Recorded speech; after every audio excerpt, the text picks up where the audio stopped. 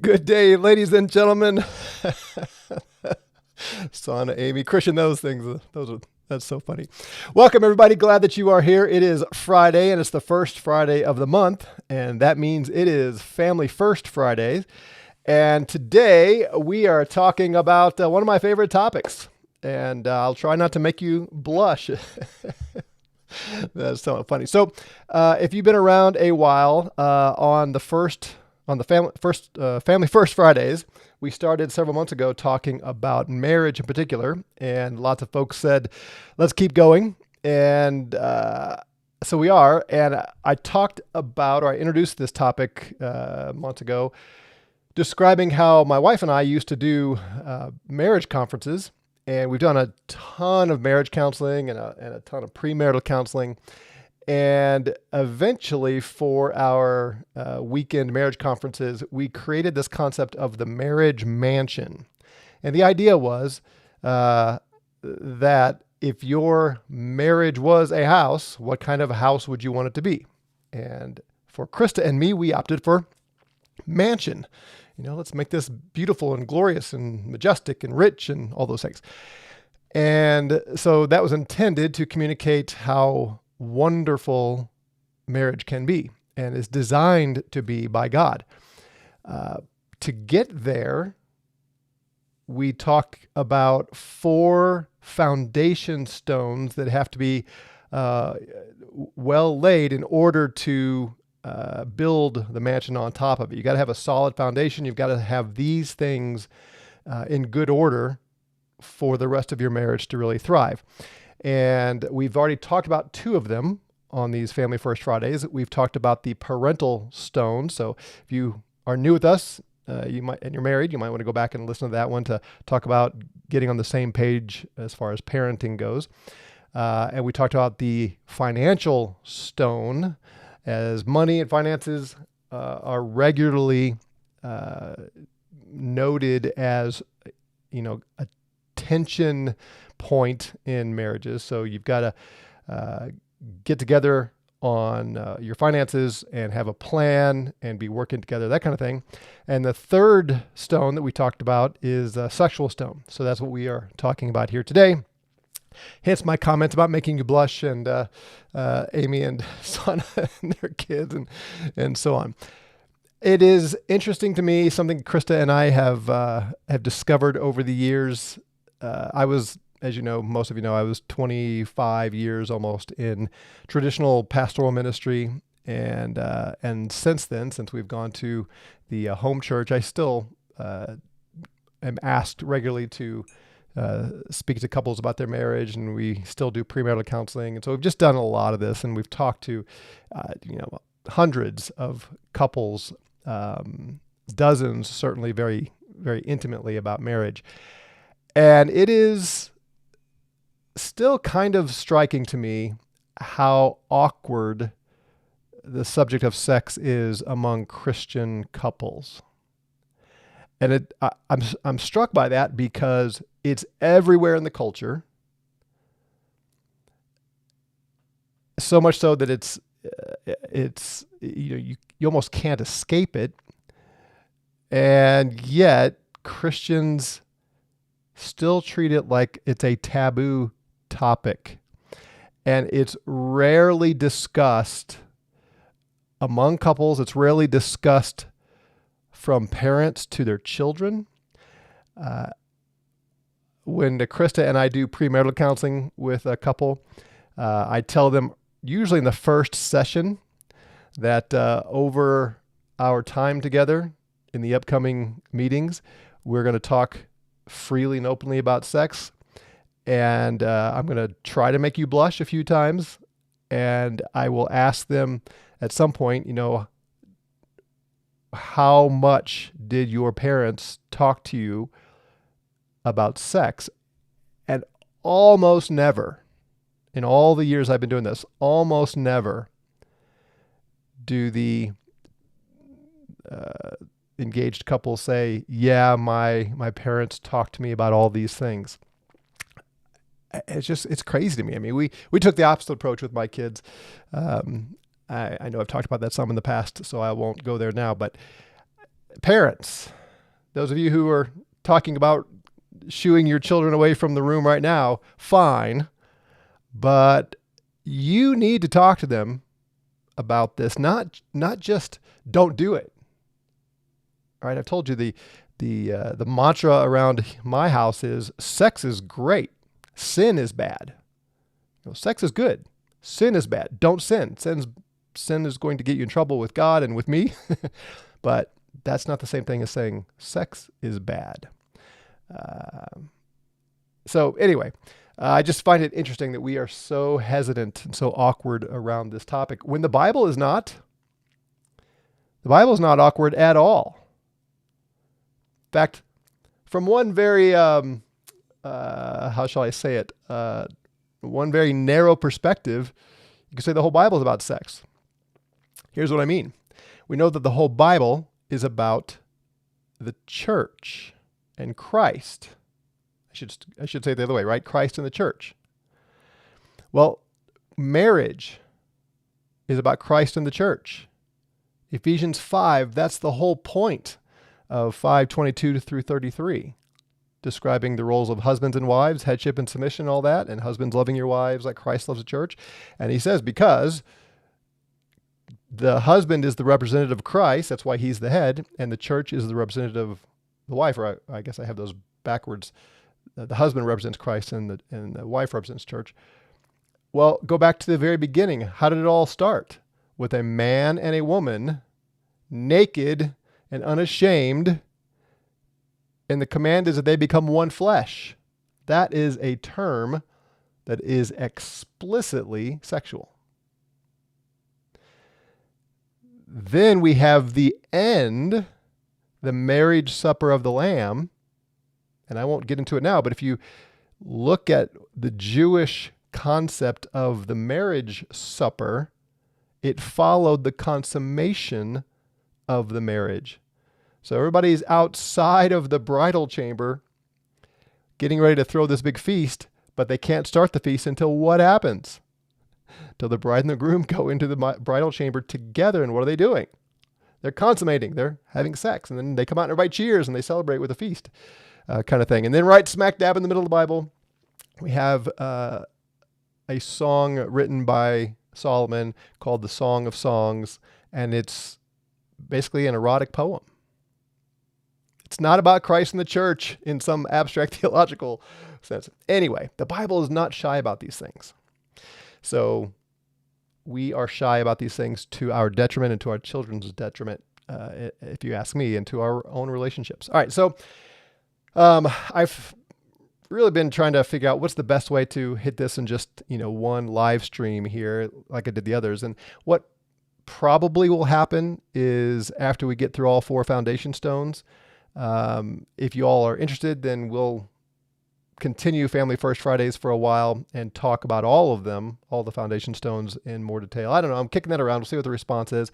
Another idea I've had sort of in passing is, do we do like an all-day Saturday marriage Zoom for all of our partners and dive into all these areas more specifically? Because the challenge here is I can give some general guidelines, but there's some specific elements for individual marriages that need to be worked through, and what you might need to really work on to improve this area, to build this foundation stone more effectively. It may not be exactly the same thing someone else needs to. So I've been just wrestling with this, trying to figure out how to approach this today. So I think what I'm going to do is I'm going to give you sort of 7 principles that I think will help you and your spouse in the sexual arena, knowing that this probably needs to be a little more fine-tuned for your situation. But anyway, that's how I'm going to approach it, and we'll see if it's helpful. Burn Beat says, thoughts on ACBC counseling model. I'm not familiar with that acronym. What does that stand for? I'm not sure what that is. All right, so here you go. In no particular order, and we'll see how this goes. But here are my 7 principles for you. Number 1 is you need to embrace God's design for sex in your marriage. Embrace it. Grow comfortable with it. First of all, you have to know it, but grow comfortable with it. Don't let it be taboo. Don't let it be awkward. Don't let it be this mystifying thing. The Bible is just not sheepish about this. So this might make you blush a little bit, but think about Proverbs 5:19. And this verse always astounds me on a couple levels. A loving doe, a graceful deer, may her breasts satisfy you always. May you be intoxicated, ever be intoxicated with her love. And notice he is connecting the word love with her body. I used to really kind of jump on the idea, poo-poo the idea of making love as a euphemism for sex. And then as I pondered this, I realized actually the Bible does that. So I've embraced that. So a couple things really shock me about this verse. First of all, remember who this is speaking or writing. This is Solomon. He knew a little something about about breasts. I just say that sort of tongue in cheek, but if you read Ecclesiastes, when he talks about all the pleasures that he pursued, he said at one point, I had all of this and that and the other thing, and I had breasts of breasts. Yeah, hundreds and hundreds and hundreds of them. That raises all kinds of other questions, doesn't it? Anyway, here's a man telling his married son, pursue your wife sexually. The word here that's translated satisfy, may her breast satisfy you, is a word that means to be satiated. And you can see the root there, satisfied, satiated, satiated. Like, have so much of it you can't take anymore. If you're eating pie and you become satiated with pie, you're so full you just can't take another bite of it. That's what Solomon says to his son. Hey, brothers, did any of your dads ever sit you down and say, hey, son, partake so much that you just can't stand anymore? Most of you are thinking, yeah, no, my dad, didn't touch this topic with the 10-foot pole, right? Maybe throw a book at you, or a very awkward, generic kind of thing. Solomon is wanting his son to avoid sinful temptation, and he has no hesitance, just saying, go after your wife. Son, go after your wife all the time. Now, for you wives, you have a role in this to play, obviously, as well. You have to be available to him. And the assumption here is that she will be. And he says, may you ever be intoxicated with her love. That word intoxicated is a pretty good rendering of the Hebrew word here. What is intoxication? It's drunkenness, right? Solomon understood that God designed this to be immensely pleasurable. Don't run from that, Christian. Don't act like that's not true.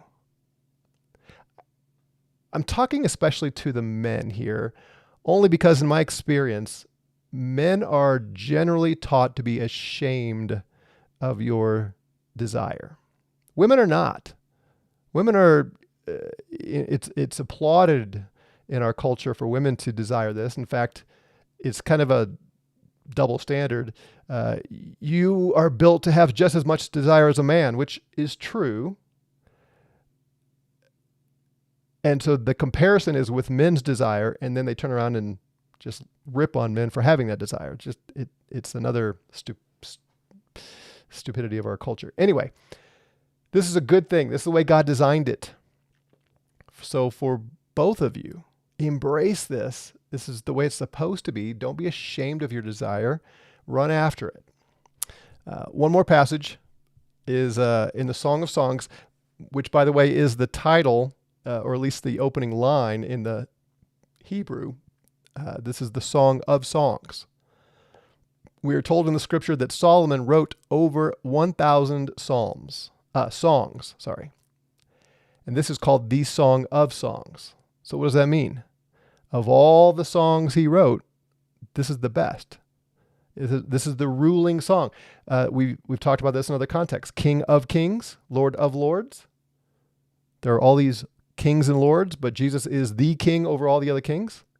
Well, it's the same construction here, the Song of Songs. Of all the songs Solomon wrote, this is the big one. This is the greatest one. And notice what words he puts here in the mind of the wife. She is saying in her own mind, "Oh, how I wish you would kiss me passionately." Now, gentlemen, take note. She's saying this in her head. "Oh, how I wish you would kiss me passionately." Every man wishes his wife would say this out loud, and so rarely do women express their desires out loud. So women, you get better at that. Men, you need to believe there are these thoughts in her head. She says, "For your lovemaking is more delightful than wine." If you do some research on wine in the scripture and in that culture, wine was refreshing and revitalizing and intoxicating. And here the wife says, making love to you is more delightful than wine. Now, again, women don't express that as much as we men would like, but it's there. "The fragrance of your colognes is delightful. Your name is like this is just all so good. Men, we can learn so much about what is attractive to a woman just in these 3 verses. I'm not going to take the time now, but the way he smells is attractive. The fact that he has enough money to buy perfume, which don't think of ladies' perfume here, but anointing oil, that was a sign of status and wealth. And he carries himself in such a way that the other young women adore him. Women are attracted to men that other women would be attracted to. That's not an invitation to flirt with other women, that kind of thing, but being the kind of man that other women notice, that's attractive to your wife. And then she says, "Draw me after you. Let us hurry. May the king bring me into his bedroom chambers. We will rejoice and delight in you." And then this is the chorus of the young women speaking. Anyway, there's a lot there. There's a poem. Maybe sometime we'll go through it together. But the point is, this is the Bible speaking of just the pure physical pleasure and desires of men and women. That's not bad. That's good. That's God-given. That's God-designed. So embrace that. All right. That's number 1. The Association of Certified Biblical Counselors. This is what used to be called Nouthetic Counseling, J. Adams model. In general, I like it. I like, first of all, I'm not crazy about putting those guys, any of the certified folks as counselors. We so easily assume they're experts because they've read and studied a lot on this. Well, I've read and studied a lot on it too, and you can do it. And so anyway, as far as it goes, if I had to choose a counseling method, the Nouthetic would certainly be the one I would choose, but even there, be careful. So I don't know if you have more on that. Sana says men are to be mind readers. Yeah. Yeah, it's hard. Megan says, "I occasionally dabble in poetry. I've written a couple poems that I look forward to sharing with my husband on our wedding night. Should I be blessed with marriage again?" Cool. That's great. And men, write poems to your wife too. It can be very effective, even if they're bad and very silly. All right. Number 2, reject the world's view of sex. Hollywood knows nothing about this. Disney is the worst. The whole princess idea is just nonsense. In fact, this may shock some of you, I don't know, but I did not raise my daughters to be princesses. if you look at the way the Bible describes a godly wife, she doesn't look like a princess. That's all Disneyfication, if you ask me. The Proverbs 31 woman who is going to be a queen, right? The whole context there is a mother saying to her son, this is the kind of woman you should look for to be your queen. That's the context. She is a hardworking, industrious, dirt under her fingernails, get after it woman. She's not a delicate flower, fragile princess. So I didn't raise my daughters to be princesses. I raised them to be strong and capable and discerning and thoughtful because that's what I see in the scripture. So do not watch Disney and Hollywood thinking that in any way portrays either what is attractive or what the model should be for marriage and sexuality. It's all a lie. It's all a fairy tale. And of course, the guys in Disney, they don't have anything to do with their lives. They don't have to work jobs. They can just spend all their time writing poems and taking their wives on all these luxurious vacations and think through every nuance. It's all nonsense. Of course, porn is a complete distortion. And gentlemen, I'll tell you, if you're looking at porn, there's no way you're going to have a fruitful, satisfying sex life with your wife. You can't. So you are robbing both of you. So in addition to it just being sinful and all that, from a very practical standpoint, if you're not enjoying your wife and you're looking at porn, that's the reason. And I'm just going to leave it there, but you are defrauding your wife and making it impossible for the two of you to enjoy this if you're looking at porn. So stop. Women, if you're reading romance novels, same thing. You are getting in the way of a good relationship with your husband. So reject the world's view. Number 3, resolve strife. Resolve strife.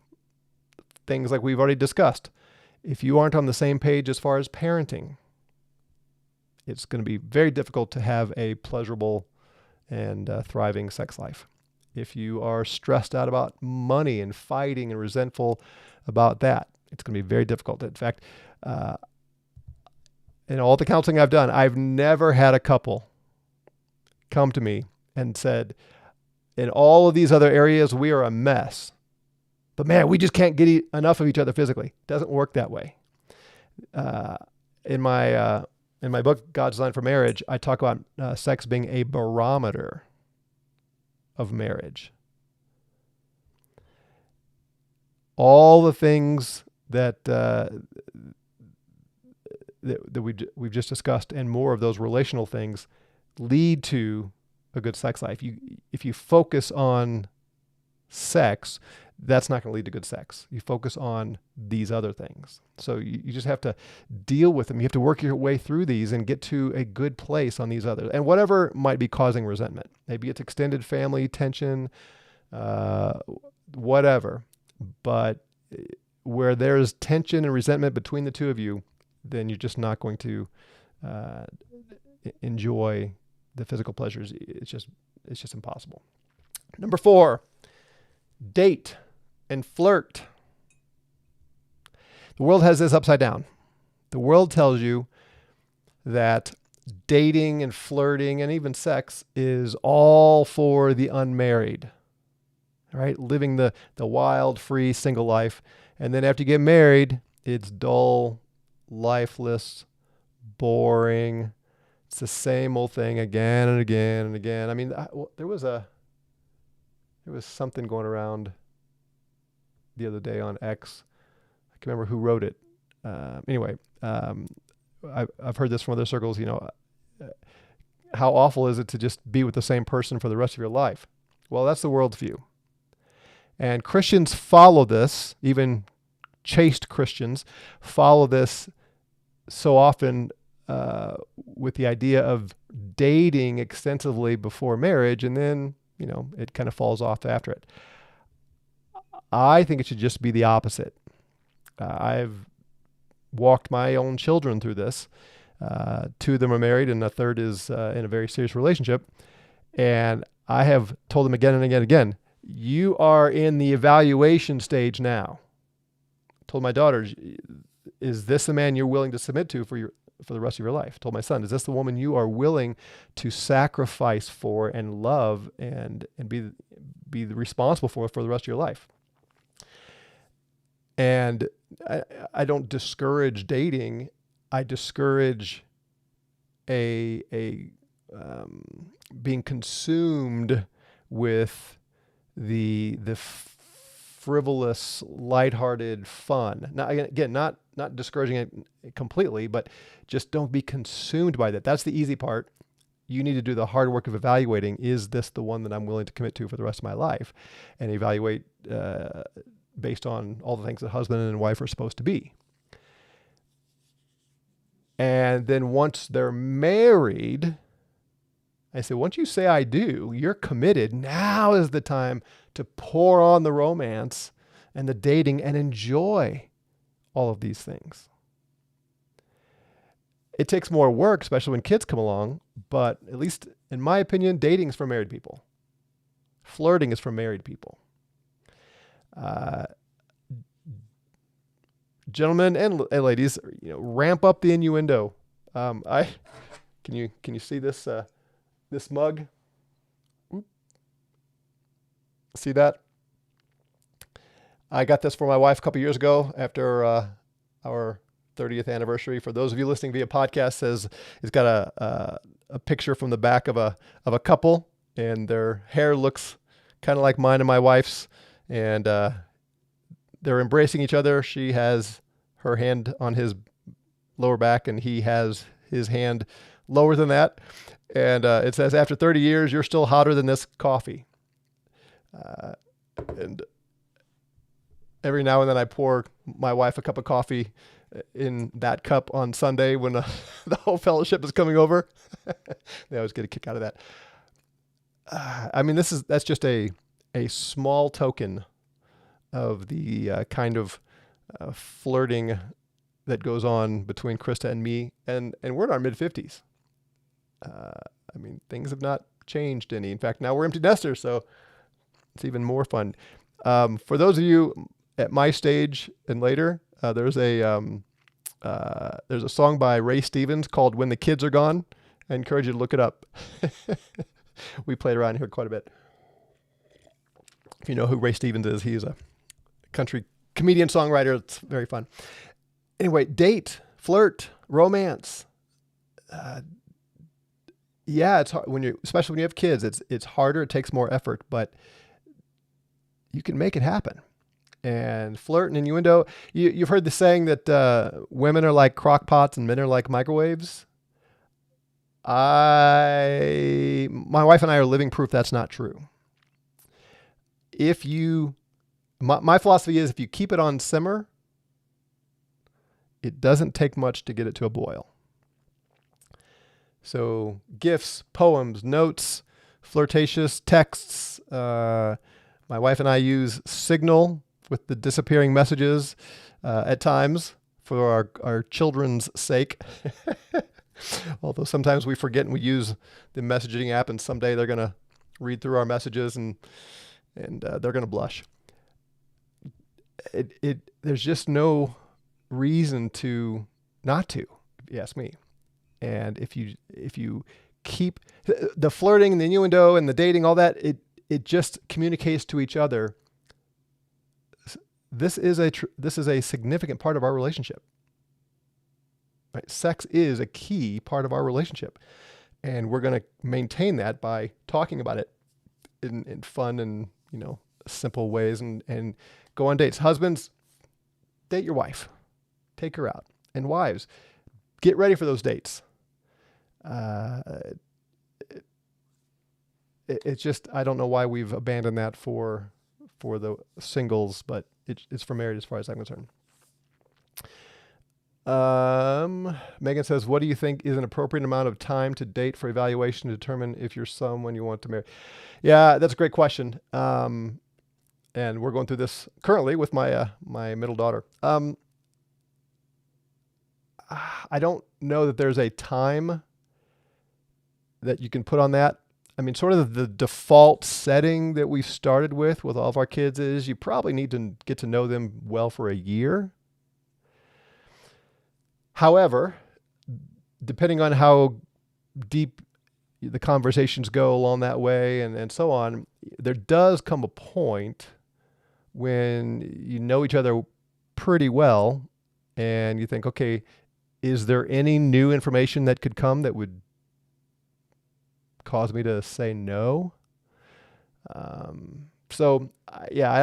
don't know that I can give you an exact amount of time. I can't. I'll just tell you what we've done with our kids is, first of all, I'm for very short engagements. Once you are, engagement is just shy of a commitment.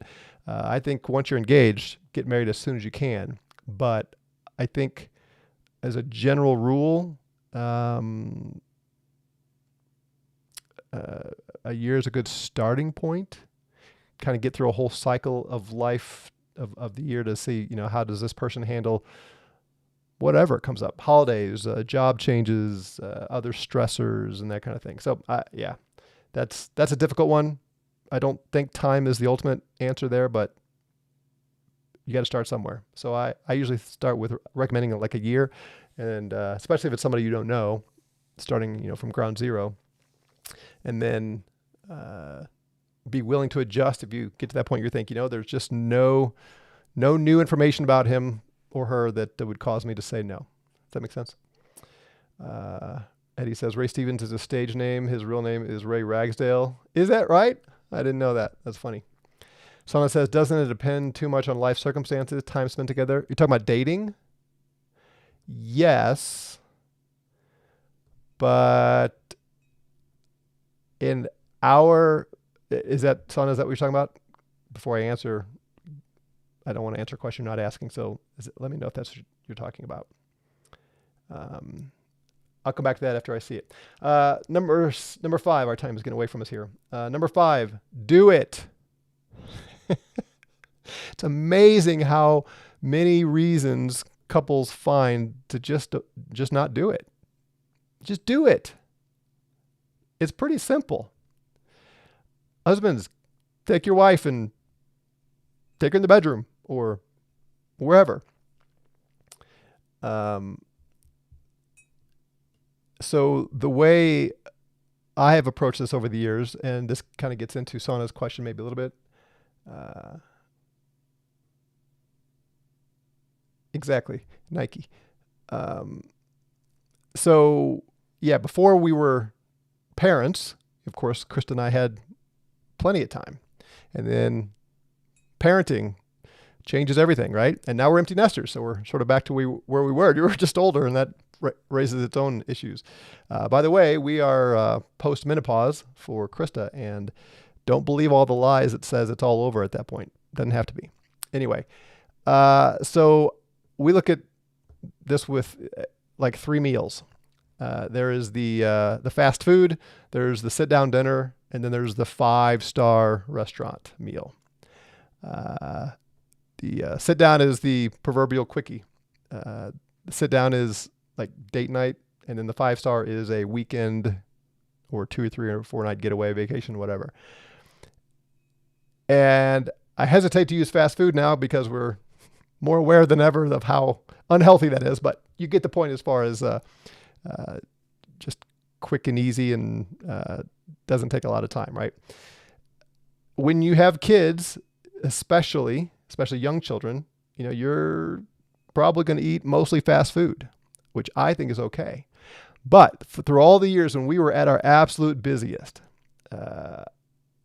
we had 3 young children. My wife was homeschooling. I was pastoring a pretty good sized church that was in a huge building project. And then that led to all the ministries and programs, and then planting churches and raising up leaders. And I started Cross Ministries and New Covenant School of Theology, and I was writing books, doing marriage conferences, and on and on and on and on. Through all of that, we had date nights. I've told you this. We had date nights on Mondays, and I planned around it. We didn't miss it. And so there was at least one night a week where we could have the sit down dinner. And, we'd go spend 2 or 3 hours together. And I made arrangements for the kids. It was great that we had a couple of folks that we trusted with our kids, and they would come over and put them down so our kids were asleep when we got home. And then we could have some unhurried time together after that. Now, did it always work out? Of course not. Occasionally a child would be up, but that comes back to parental, like our discipline of our kids and our routines and so on. We didn't allow them to hijack everything because of a lack of discipline and so on. But occasionally, of course, things fell through. But the bottom line is, I'm guessing 8 out of 10 date nights for most of that time, we came home and the babysitters left, and we had unhurried, just the two of us time for a while. And so we were able to have the sit-down dinner at least once a week, generally speaking. And then a couple of times a year, I would plan a 2 to 3 night getaway, and we would go who knows where, here in Colorado, ski towns and lots of great places. And we did some things outside the room, but we didn't do a lot of things outside the room. And all of those things combined, so the regular fast food, and then the weekly sit-down dinner, and then a couple times a year, the extended, unhurried, 5-star restaurant type, just kept that alive. Now it's gotten a lot easier as the kids have gotten older and so on. But yes, lifestyle matters and where you are. I'm just telling you, if you're committed to it, it can be done and done well. And I would encourage you husbands to take the lead in establishing these things. Number 6, I got to go fast. Number 6, nutrition, strength training, fitness is significant. And this introduces other qualifications that, when there's major health problems and especially pain, pain is the great libido killer.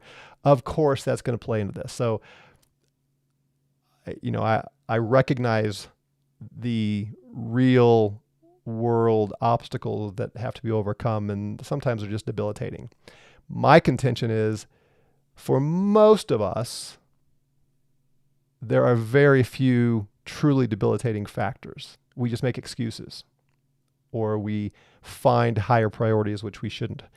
If you do have one of the true debilitating factors, then of course, everything I'm saying here has to be reinterpreted through that grid. But for most couples that my wife and I have worked with, it's easy to find excuses not to do it and not to pursue it. But most of the time they act like these are big things and they're not. So do you see the distinction I'm making?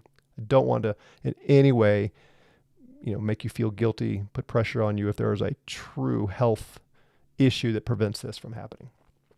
So assuming that you all are able, getting strong. So for men, our driving hormone is testosterone. How much body fat you're carrying and how much muscle you're carrying plays directly into your testosterone rate, and they're dropping like crazy in our culture, and that's intentional by the leftists. I'll leave that alone for now. But you can overcome it without medication in most cases. Build muscle, get lean, and eat lots of protein, and your testosterone will increase, and therefore your performance and your desire will increase. Again, I'm a 55-year-old man, and I can attest to this firsthand. And for both men and women, extra body fat reduces your drive and your desire and, how you feel about yourself, how you look, all of that. So get fit, get strong, get lean. And your appearance should matter for your spouse. Right? Who cares what the world thinks? If you're dressing for the world and getting fit for the world, then that's just selfish and wrong. Get fit and dress nicely and look good for your spouse. That is the right thing. It's the right thing. women are just as attracted to the physical traits of a man as men are.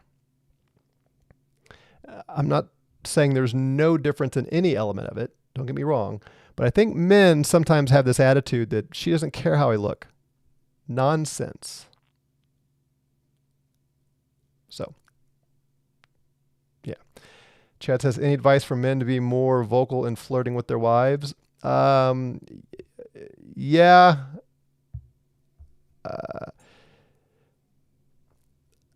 I mean, I'll just tell you what I do. I turn just about everything into an innuendo.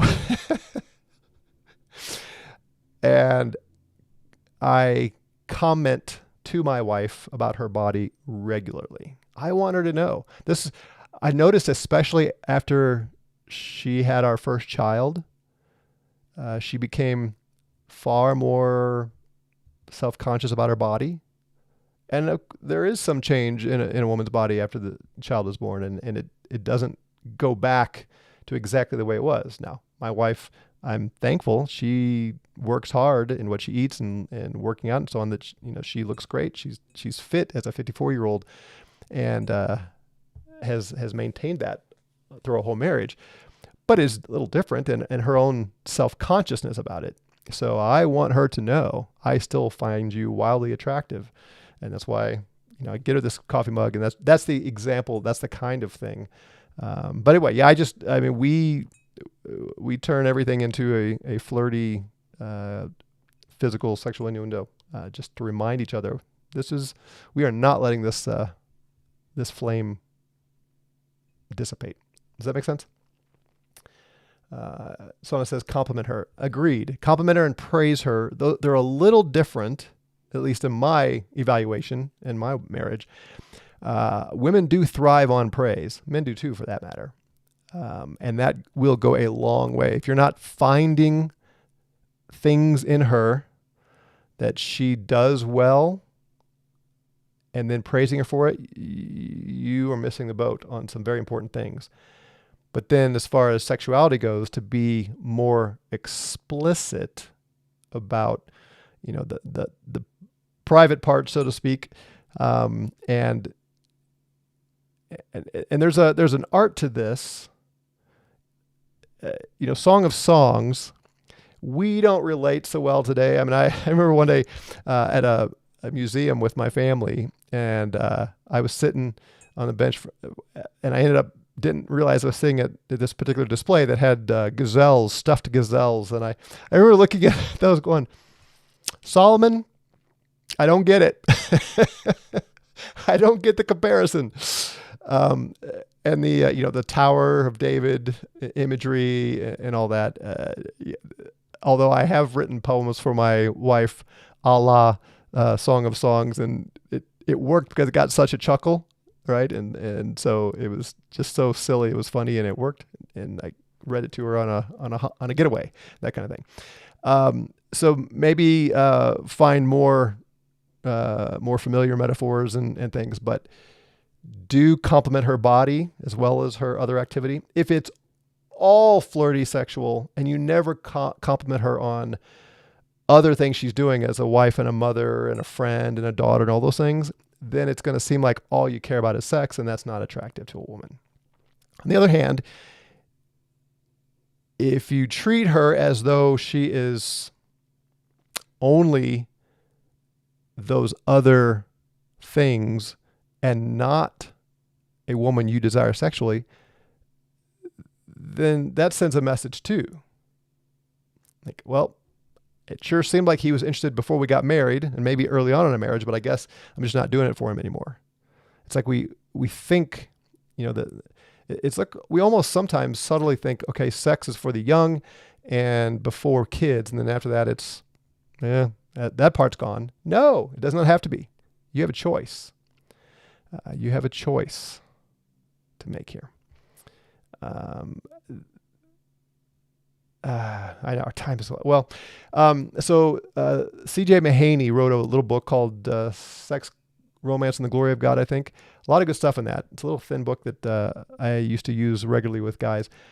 And I think it's in that book. Might have been in some teaching I heard him mention, but he said that a husband should ask his wife regularly, do you feel more like a wife or a mother? And I use that all the time, and I have men do it. And you want her response immediately to be wife. And I'm telling you, my wife, if she were joining us, she could tell you, all when our kids were young and she was, all into homeschooling mom, she felt more like a wife than a mother. And that's directly related to dates, weekend getaways, romance, flirting, and my continual and consistent commenting on our sexuality. Because really, think about it. Sex is the defining act of marriage. I can hire a tutor for my kids and a housekeeper and all these things that my wife does, and I would be married to none of those women. What's the difference? It's our physical bodily interaction, right? So I kept that near the top in my wife's thinking, even if we didn't have the time to go at it like we did before kids. You see the difference? So husbands, I would encourage you, ask your wife that every, once a quarter or something. Do you feel more like a wife or a mother? And then make sure you're doing the things that make her feel like a wife. All right.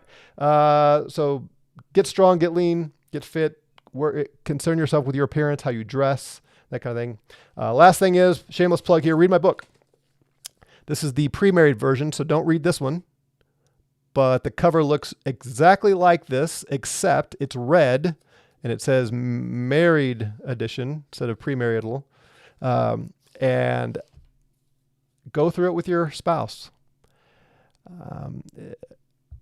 It's got some biblical foundation for marriage and then tons of practical, and there's a lot about sex and pleasure in it. I talk about a husband knowing his wife's cycle. It's amazing how much that plays into her desire and the timing and how to work through that and lead her through that and all that. So anyway, I would encourage you to go through that as a couple for all this. Much more can be said. And again, to kind of fine tune this to more specific questions, that needs more ability to interact, but it's so important. It is, again, the defining act of marriage. So we neglect our sexual relationship to our marital detriment, and we're just missing out on so much pleasure that God has given us if we don't pursue this and take a biblical view of it. It's wonderful, and obstacles can be overcome. You can find time for this. You absolutely can. And if you do it right, it's amazing. And last thing I'll just say is I think I may have alluded to this earlier, but I think men have been taught very poorly about what is attractive to a woman. And so you need to do some thinking through that and maybe find somebody that seems to get it. And it's not chores. Chores are great, but that's not where it happens. All right, I will leave it there for now. I hope that was helpful. And next month we will talk about the fourth foundation stone. All right, have a great weekend, everybody. We will see you Monday to get back to Matthew. Grace and peace to you.